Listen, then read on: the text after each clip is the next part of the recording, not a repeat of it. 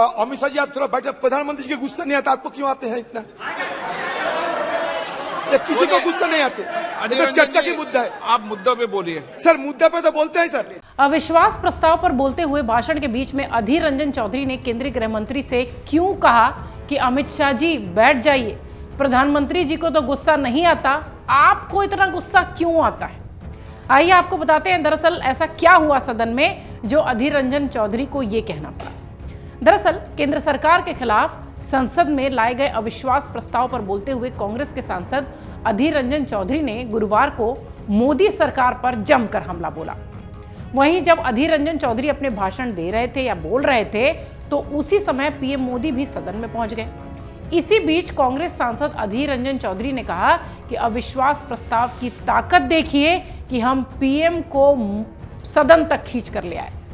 यही संसदीय परंपराओं की ताकत है। हम चाहते थे कि पीएम मोदी मणिपुर पर चर्चा में हिस्सा लें, लेकिन उन्होंने न जाने क्यों सदन में न आने की कसम खाई थी। हमने पहले अविश्वास प्रस्ताव लाने का नहीं सोचा था, लेकिन हमें लाना पड़ा। अधीर रंजन चौधरी ने अपने भाषण में आगे कहा कि देश का मुखिया होने के नाते पीएम मोदी को मणिपुर के लोगों के सामने मन की बात करनी चाहिए थी। ये मांग कोई गलत मांग नहीं थी, ये आम लोगों की मांग थी। उन्होंने कहा कि मोदी 100 बार देश के पीएम बने, हमें कोई लेना देना नहीं है, हमें देश के लोगों से लेना देना है। अधीर रंजन चौधरी ने मणिपुर की घटना का जिक्र करते हुए कहा कि जहां राजा अंधा होता है वहां द्रौपदी का चीरहरण होता ही है। आज भी राजा अंधे बैठे हैं। मणिपुर और हस्तिनापुर में कोई फर्क नहीं है। अधीर रंजन चौधरी के इस बयान के बाद सदन में हंगामा होने लगा और केंद्रीय गृह मंत्री अमित शाह भी इस पर आपत्ति दर्ज कराते दिखाई पड़े। अमित शाह ने अपनी सीट से उठकर कहा कि माननीय अध्यक्ष जी, आपने एक अपील की थी कि बहस को शांति से सुना जाए, हम बड़े धैर्यपूर्वक सुन रहे थे।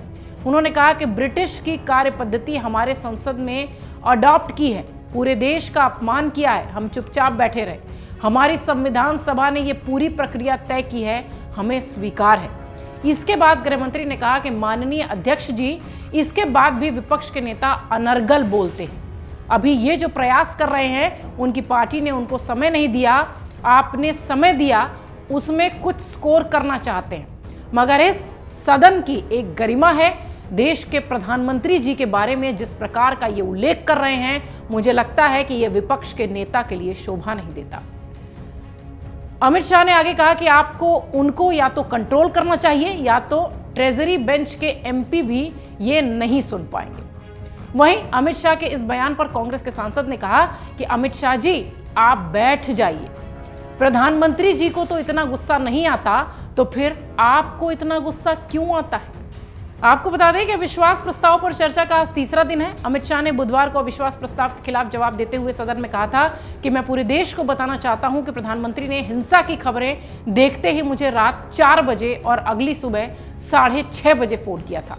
और विपक्ष ये कहता है कि मोदी जी को बिल्कुल चिंता नहीं है।